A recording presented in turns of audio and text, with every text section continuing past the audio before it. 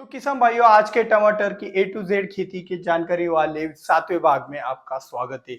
पहले 6 भाग में हमने इससे भी अच्छी वाली जानकारी तो पाई है, लेकिन आज का भाग महत्वपूर्ण इसलिए रहने वाला है क्योंकि इसके बिना आप जितनी भी प्रैक्टिसेस, जितनी भी टॉनिक वगैरह आप अपनी खेत में इस्तेमाल करोगे, उनका रिजल्ट 100% अगर आपको पाना है तो यह चीज जो मैं अभी बताने वाला हूँ वो आपके खेत में अच्छी तरीके से मेंटेन होना बहुत जरूरी है, जिस चीज का नाम है वाटर मैनेजमेंट। तो जी हाँ, आपके खेती के अंदर, टमाटर के खेती के अंदर वाटर मैनेजमेंट अगर सही नहीं हुआ तो न्यूट्रिएंट अपटेक हो गया, या फिर डिसीज प्रेशर, इंसेक्ट प्रेशर हो गया, या फिर आपका प्रोडक्शन हो गया, साइज की दिक्कत हो गया, मैच्योरिटी हो गया, ये सभी दिक्कतें आपको सिर्फ और सिर्फ गलत वाटर मैनेजमेंट के कारण भी आ सकती है।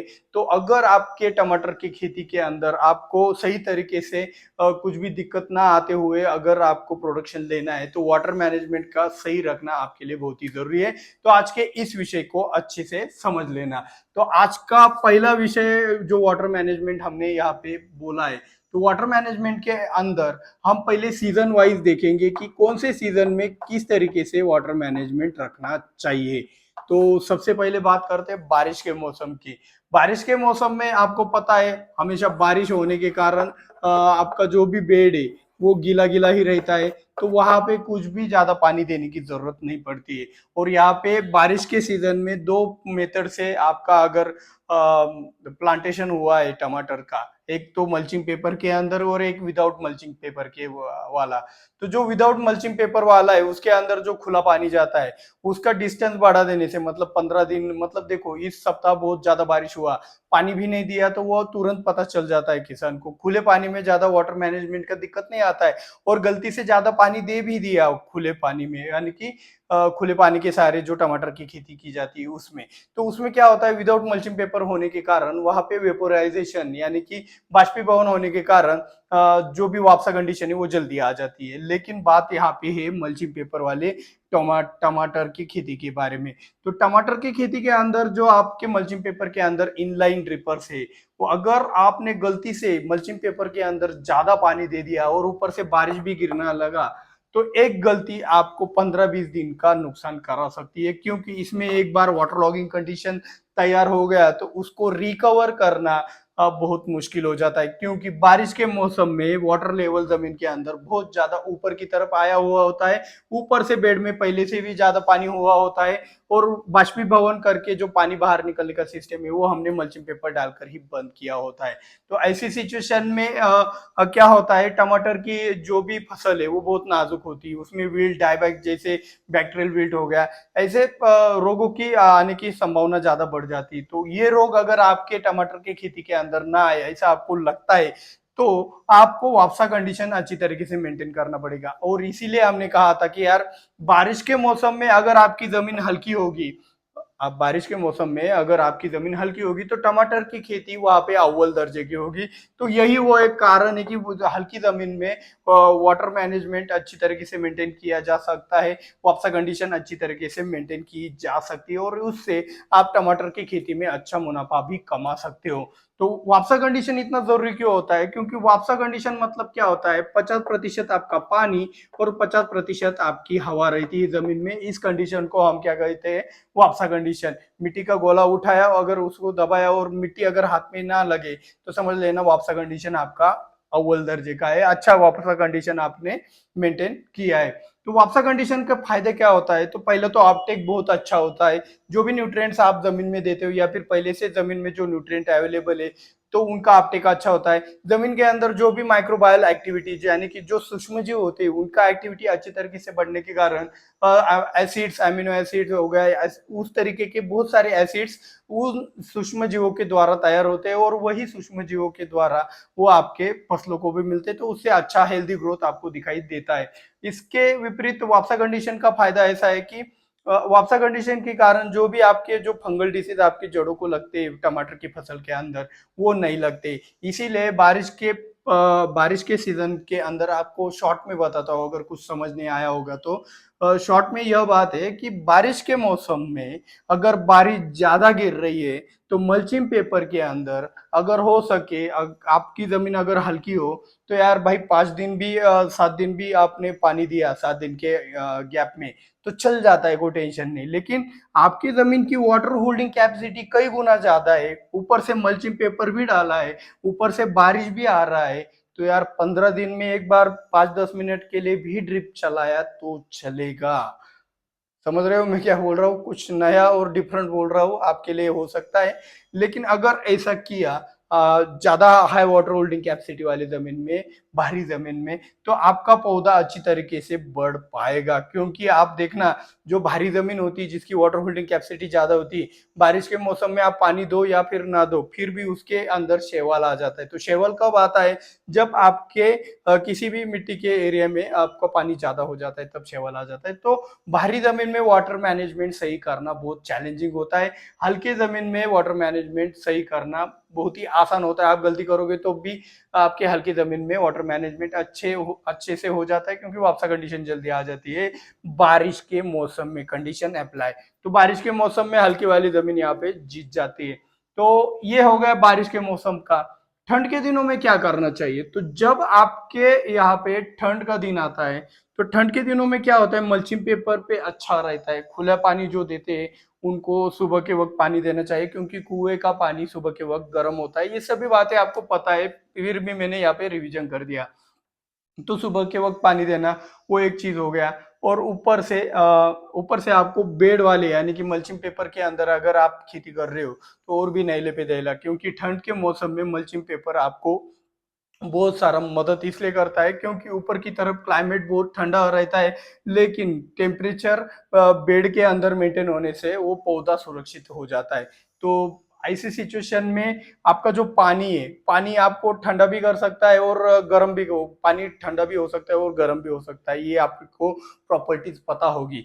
तो उसी तरीके से आप ये बात समझिएगा कि यार बारिश के मौसम में या फिर ठंड के मौसम की जो हम बात कर रहे हैं, तो ठंड के मौसम में बेड के अंदर जो पानी रहता है, वो अगर आप देखना कि यार पानी ही वो टेम्परेचर बढ़ाता है आपके बेड के अंदर, मतलब पानी होल्ड करता है, एक एसी की तरह समझ सकते हो, एयर कंडीशनर। अगर जितना पानी यहाँ पे पकड़ के रखे और उस पानी से ही आपका टेम्परेचर मेंटेन होता है। जैसे कि कुएं का पानी ले लो, सुबह के वक्त कैसे रहता है, बहुत गर्म रहता है, और शाम के वक्त बहुत ठंडा। तो पानी टेम्परेचर मेंटेन करके रहता है, ये मेरे को कहना था शॉर्ट में। मेरे हिसाब से आपका कंफ्यूजन भी हुआ होगा। तो अगर पानी यहाँ पे टेम्परेचर मेंटेन करेगा ठंड के मौसम में, तो इसका ग्रोथ अच्छा होगा टमाटर के फसल का। तो पानी ही आपको समझना है, हमारा वाटर मैनेजमेंट के ऊपर विषय है। तो पानी आपको ठंड के मौसम में वापसा कंडीशन के अंदर कैसे ज्यादा अच्छी तरीके से टिका सकते हो, इसके बारे में सोचना है। अभी आपको, आप में से कुछ लोग कहेंगे कि यार कितने घंटे पानी देना है वो बताओ, ये प्रवचन कीर्तन हमारे लिए मत करो। तो सॉरी उन लोगों के लिए कि ये बातें मैं नहीं बता सकता। और एक बैड न्यूज है आप जैसे लोगों के लिए, कि जो लोग पूछते हैं ना कितनी देर पानी देना चाहिए, 1 घंटा 2 घंटा, उनके लिए बैड न्यूज ये है कि आप बहुत बड़े संकट में फंसने वाले हो या फिर फंस भी गए हो। क्योंकि बात ये समझो कि यार आपके जमीन में कितने घंटे पानी देना है, वो सब क्लाइमेटिक कंडीशन हो गया या फिर आपके जमीन के प्रकार अनुसार होता है, वाटर होल्डिंग कैपेसिटी अनुसार आपको तय करना पड़ता है कि यार मेरे को इतना पानी दिया मेरे जमीन के अंदर, तो मेरे जमीन के अंदर इतना पानी दिया तो इतनी अच्छी वापसा कंडीशन बन सकती है। ये सिर्फ और सिर्फ आप पहचान सकते हो।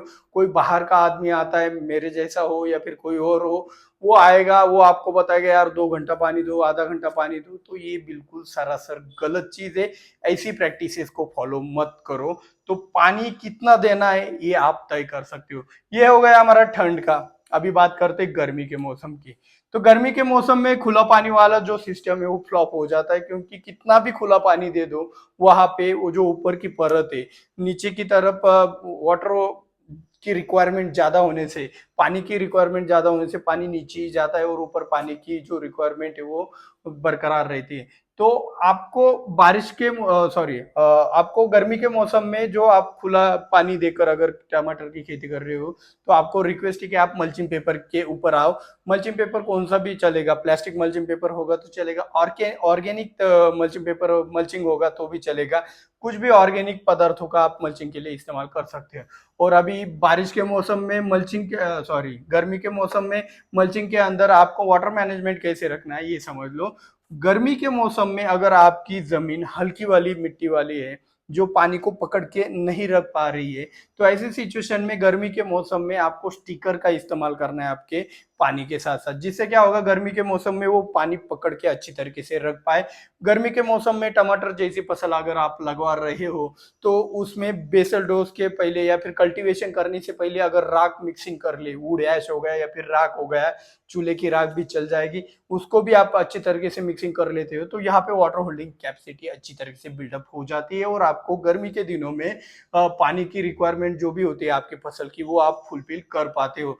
तो इस तरीके से हल्के वाली जमीन में आपको कार्य करना है। और अगर आपकी जमीन भारी वाली, उसकी हाई वाटर होल्डिंग कैपेसिटी है और ऊपर से मल्चिंग पेपर भी है, तो आपको कुछ ज्यादा कुछ खर्चा नहीं है, आप उसी जमीन में बहुत अच्छा परफॉर्मेंस पा सकते हो, अपने टमाटर के फसल का प्रोडक्शन भी अच्छा पा सकते हो। तो इस तरीके से आपको बारिश हो गया, गर्मी का दिन हो गया या फिर ठंडी के दिन हो, आपको इस तरीके से वाटर मैनेजमेंट करना है। तो वाटर मैनेजमेंट के अंदर एक और चीज आ जाती है सीजन के बाद, वाटर क्वालिटी। मतलब पानी कौन से, अभी देखो क्वालिटी में क्या आता है, आपका एक पीएच आता है और दूसरा टीडीएस आता है। तो बात को समझो, पीएच, ज्यादा पीएच, पीएच आपको पता है 1 से लेकर 7, 7 से लेकर 14 तक होता है। तो यहाँ पे एसिडिक रहता है और यहाँ पे अल्कली, और ये भाई साहब ये न्यूट्रल, समझ लीजिएगा। अगर इस न्यूट्रल के आगे जितना भी पीएच बढ़ता है, वहां पे वैसा पानी अगर आपके बेड के अंदर जाता है या फिर आपके फसल की जड़ों में जाता है, तो ज्यादा पीएच वाले जमीन के सॉरी ज्यादा पीएच वाले जमीन हो गया या फिर पानी के द्वारा जो भी न्यूट्रिएंट का अपटेक है, वो बहुत ही स्लोली होता है, धीमी गति से होता है। तो आपको पीएच बरकरार रखना है, 7, 7.5 के अगल बगल में, एसिडिक हुआ तो और भी अच्छा रहता है। तो पीएच क्या होता है, अभी बात को समझो। तो आपका पानी का पीएच कब बढ़ता है कब घटता है, ये बात अगर आपको पता चल गई, तो आप ये मैनेज कर सकते हो। तो वो मैनेज कैसे करना है, पीएच कब बढ़ता है, तो सुन लो कि जब भी कोई भी ट्यूबवेल का पानी हो गया, ट्यूबवेल का पानी हो गया समझ लो, या फिर कुएं का पानी हो गया, या फिर आपका बड़ा वाला स्टोर टैंक है तो उसके अंदर का पानी हो गया, तो उसके अंदर का पानी हो गया। तो बात ऐसे समझ लो कि जितना देर, ज्यादा देर, मतलब यहाँ पे 1 महीना स्टोर टैंक में आपका पानी रहा, बारिश के मौसम में पानी देने की जरूरत ही नहीं पड़ी, तो यहाँ पे 2 महीने तक पानी रहा। ट्यूबवेल में आपका बारिश के दिन में वैसे ही हाल हो गया। तो ये 1-1, 2-2 महीने, 15-15 दिन, जितने समय के लिए पानी एक जगह पे स्थिर रहेगा, उसका पीएच उतना ही हाई होगा। समझ लो ये बात, उसका पीएच हाई होगा यानी कि बढ़ेगा, 14 की तरफ जाएगा, अल्कली होता जाएगा। और आप एक बात नोटिस कीजिएगा कि जब आपकी नदियां होती है, नदियों में पानी बहता हुआ रहता है, तो ये बहता हुआ जो पानी रहता है, इस बहते हुए पानी का पीएच 7 के करीब करीब होता है, ना ही अल्कली ना ही एसिडिक, न्यूट्रल होता है। जो हमारी गंगा नदी है या फिर महाराष्ट्र में गोदावरी नदी है, तो गंगा और गोदावरी इन दोनों के पानी का पीएच परफेक्ट साफ निकलता है। तो ये बहते हुए पानी जो वो होता है आपके खेत में, वो सबसे अच्छा माना जाता है। अगर पॉसिबल हो तो बहता हुआ पानी, या फिर पॉसिबल ना हो तो इनका समय समय पर आप इस कुएं का पानी निकाल के किसी नाले में अगर छोड़ देते हो, तो नया पानी आता रहेगा, वो फ्रेश आएगा, उसका पीएच आपका अच्छा रहेगा। तो इस तरीके से अगर आप प्रैक्टिस करते हो पीएच के बारे में, अच्छा पानी की क्वालिटी के बारे में, तो थोड़ा बहुत आपका प्रोडक्शन अच्छा मिल सकता है। कई बार होता है ना कि हम फर्टिलाइजर अच्छे अच्छे दे रहे और रिजल्ट नहीं आ रहा है, तो वो पीएच के ऊपर भी डिपेंड रहता है। और अभी बात आती है टीडीएस की। अभी पीएच तो मेंटेन कर लिया, कुछ एसिड वगैरह डाल के, फॉस्फोरिक एसिड, सल्फ्यूरिक एसिड का भी कुछ लोग इस्तेमाल करते हैं पीएच कम करने के लिए। तो ठीक है, हम समझ लेते कि यार किसी ने वो भी इस्तेमाल कर लिया, फॉस्फोरिक एसिड 19-19 ऐसे कुछ कॉम्बिनेशन बनाया और डाल दिया, उसको लगता है कि उसका काम हो गया है। तो अगर उसके पानी का टीडीएस अच्छा है 500-700 के नीचे, तो उसको अच्छा रिजल्ट उस कॉम्बिनेशन का मिल जाएगा। लेकिन टीडीएस 700 के ऊपर होगा तो भाई वहां पे गड़बड़ हो जाएगा। गड़बड़ इस मतलब कुछ कुछ पानी के टीडीएस मैंने 1000 तक देखे, 2000 तक, 3000 तक भी कुछ राजस्थान के एरिया में हाई टीडीएस वाले पानी की क्वालिटी वाली बातें मैंने देखी है। तो आपको यहाँ पे समझना है कि 700 के ऊपर जो हाई टीडीएस वाला जो भी पानी है वो आपकी खेती के लिए हानिकारक माना जाता है। या फिर 700 से 1000 तक तो वो अपटेक में दिक्कत लाता है, 1000 के ऊपर तो वो जमीन को भी दिक्कत लाता है। तो आपको यहाँ पे समझना है कि टीडीएस कम कैसे करना है। तो टीडीएस कम नहीं हो सकता बॉस। क्यों नहीं हो सकता? टीडीएस मतलब क्या, पहले वही समझ लो। टीडीएस क्या होता है? जो आपका पानी होता है, समझ लो ये पानी है।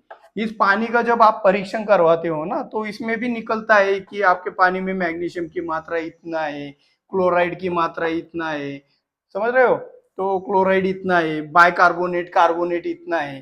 तो ये कार्बोनेट, बाइकार्बोनेट, क्लोराइड, मैग्नीशियम, ये क्या है? न्यूट्रिएंट है।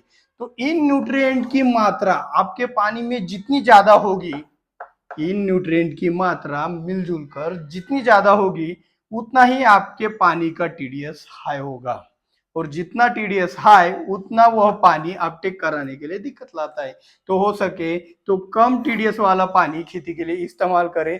अगर कोई इलाज नहीं है तो यार पानी का टीडीएस कम करना बहुत मुश्किल है। अभी कुछ लोग कहेंगे कि यार वाटर कंडीशनर आते हैं मार्केट में अच्छे अच्छे, इलेक्ट्रिक वाटर कंडीशनर आता है, एक इलेक्ट्रोमैग्नेटिक आता है, एक मैग्नेटिक कंडीशनर आता है। 50-50 हजार, 30-30 हजार रुपए के वाटर कंडीशनर आते हैं। वो बिठवाते भी है नया नया, बहुत अच्छा लगता है, वो बाद में पता चलता है। तो इससे ज्यादा फर्क नहीं पड़ता है, ज्यादा फर्क नहीं पड़ता है, थोड़ा थोड़ा करके फर्क पड़ेगा। तो जो आपके घर के अंदर जो एक्वा का सिस्टम रहता है, उसमें क्या होता है पता है क्या?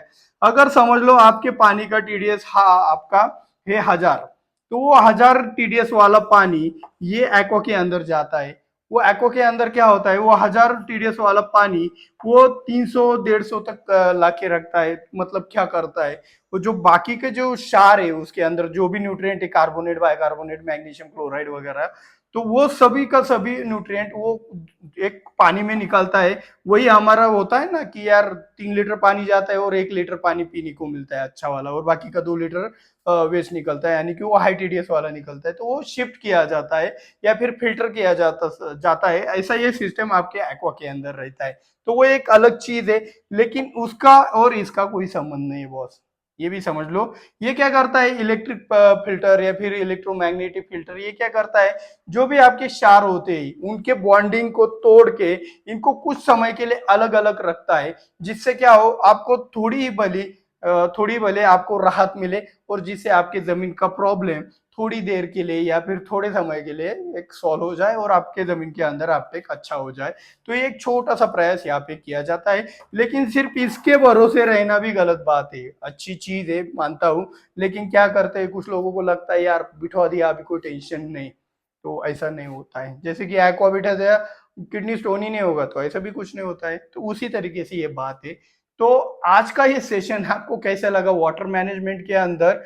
मेरे को कमेंट करके बताना। वाटर मैनेजमेंट के बारे में भी आपके कुछ सवाल होंगे तो मुझे कमेंट में जरूर बताना, क्योंकि ये सीरीज खत्म होने के बाद हम लास्ट वाले सेक्शन में क्या करेंगे, उन्हीं सभी सवालों का जवाब देंगे, जिससे इस A to Z वाली जो सीरीज है ये कंप्लीट हो जाएगी। और इससे भी वर्ल्ड क्लास लेवल का जो भी नॉलेज है अगर आपको चाहिए, मतलब ये तो कुछ भी नहीं है, इससे भी आगे का कुछ दुनिया है, जिसके कारण अगर आपको वो चीज मिल गई तो आपकी जो छोटी छोटी गलतियां हो रही है वो रुक जाएगी। आपको ज्यादा से ज्यादा जो एक्यूरेसी लेवल मिलेगा, और एक्यूरेसी लेवल अच्छा मिला तो आपका प्रोडक्शन और जो कॉन्फिडेंस है वो अच्छा रहता है। अगर वो आपको फ्री में पाना है, फ्री में देने वाला हो, कोई कोर्स नहीं, कुछ भी नहीं, तो आपको सिंपली एक बात करना है कि इन वीडियो को ज्यादा से ज्यादा शेयर करना है, लाइक करना है, सब्सक्राइब नहीं किया होगा तो सब्सक्राइब कर लो। तो इससे क्या होगा, हमारा 1 मिलियन का टारगेट जल्द से जल्द कंप्लीट हो जाएगा। मुझे भी एग्रीकल्चर चैनल पे, एजुकेशनल चैनल पे, बाकी के करोड़ों कमाओ लाखों कमाओ का पता नहीं, लेकिन एजुकेशनल चैनल का मेरे को भी 1 मिलियन देखना है बॉस। ये मेरा भी सपना बन गया है। तो ये मेरा सपना आपका भी है, और इसके रिवार्ड के तौर पर मैं अपना जिंदगी भर का पूंजी बिना किसी 1 रुपया लिए हुए आपको फ्री में देने वाला हूँ इसके बदले। तो बनता है ज़्यादा से ज़्यादा शेयर ज़रूर कीजिएगा और मिलते हैं नेक्स्ट पार्ट में। जय जवान, जय किसान।